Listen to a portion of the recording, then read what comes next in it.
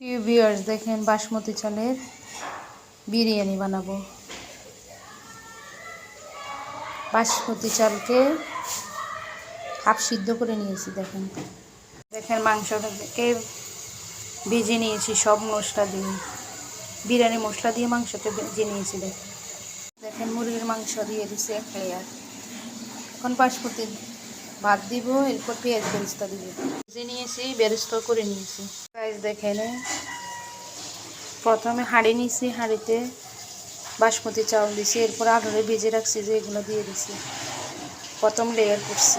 দেখেন মুরগির মাংস দিয়ে দিছি এক লেয়ার।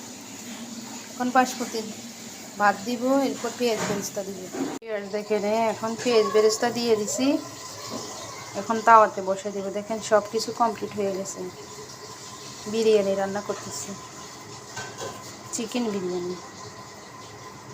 এখন তাওয়াতে এখন বসে দিচ্ছি। কিছুক্ষণের ভিতরে ঢাকনা দিয়ে দিলাম।